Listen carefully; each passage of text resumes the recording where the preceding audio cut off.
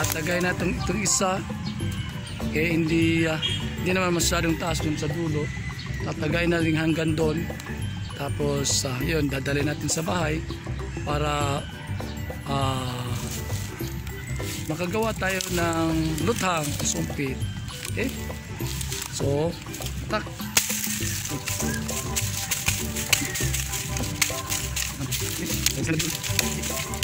Okay, so ngayon lilinisin natin itong lawiswis ng kawayan na gagawin natin luthang o sumpit. Ewan ko lang kung ano sa Tagalog, no? So, kukunin natin itong mga sanga-sanga sa internode nila. Tapos, pipili tayo sa tatlong ito kung saan sa kanila magandang gawin natin ang buwan.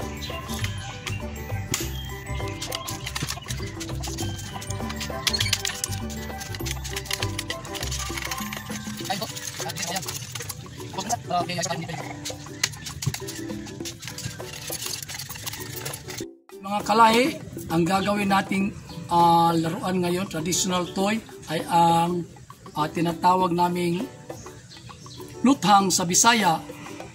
Sa Tagalog siguro ito ay sumpit. So, ang kinakailangan natin ay yung kawayan, okay, na may katamtaman lamang ang kanyang butas. Tapos itong stick, okay, para ito ang pangtulak mamaya sa bala ng tinatawag nating sumpit o luthang ba. Okay. So, kanina nilinisan na natin yung kawayan at ito na ang resulta. Okay? So, pinutol ko na ito. So, ang gagawin natin to ay ipapasok natin ito dito. Kailangan siya ay masikip. Ayan. Masikip. Tapos para masigurado kang masikip, lagyan mo ng parang stopper dyan. Lagyan mo stopper. Itiin mo ng maayos. Okay, itiin mo. Tapos, yan. Pwede dyan lang idikdik mo.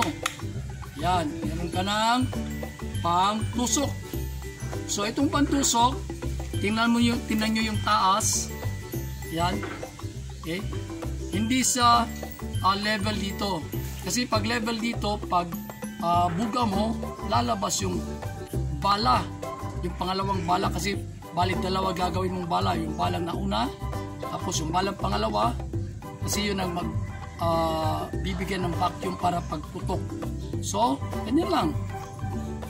So, dapat maluwang. Yan. At dapat ito ay strong para hindi mabali. Yan. Okay? So, itong dalawa ay actually magkaisa lang ito. Okay? So, pinutol ko dito, nilagari, tapos yan na. Yan. Okay? Yan. So, dapat yung hawakan mo yung handle mo. Ayan, tingnan mo yung nandito yung internode. Tapos putol mo dyan. Okay, so ito. Pwede na itong gamitin bilang luthang. Okay, try natin. Okay, so ngayon, ite-testing na natin kung gagana ba itong ginawa nating luthang o sumpit kung sa Tagalog. So, ang gagamitin nating bala ay mga papel. Noong unang panahon, may mga bunga-bunga sa gilid-gilid ng aming mga kawayanan. Yun ang ibinabala namin. So, balik ngayon, wala na. Okay? So, ang gagawin natin, ang papel, ito. Babasahin natin ang papel. Pagkatapos, pagbasa na ang papel, lalagyan natin sa butas. Yan. Dapat mahigpit. Okay? Dapat mahigpit. So, pwede nating dikdikin. Yan. Ito ang unang papel. Unang papel, itulak mo muna hanggang doon sa loob. Okay? Tulak mo muna. So, may papel na yan dyan.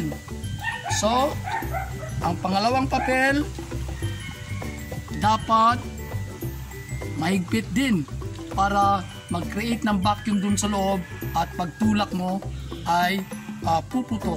So ito, yan. dapat mahigpit. Okay? Tapos diktikin mo. Ganun. At ready na tayo. Okay? So, paputukin na natin. Handa. Boom! Isa pa. Isa pa. Papel ang bala. Ipasok sa butas. Dikdikin para pumasok. Itusok ng konti. Yan. Huwag itodo para pag-fire mo. Ready, fire! Ayun! Yay! So, tapos na mga kalahi. Sana na-enjoy kayo sa panunood at may natutunan kayo. So, maraming salamat at sana mag-subscribe kayo sa aking channel. So, yung mahigpit pwedeng tulungan sa pagpasok ng handle.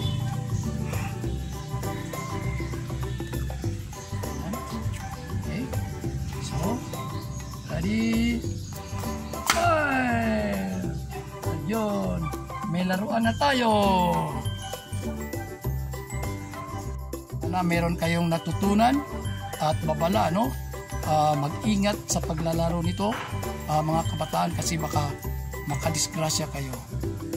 So, again, subscribe to my channel at abangan pa ang ibang larong Pinoy na gagawin ko at ipapakita sa inyo paano gawain at laruin.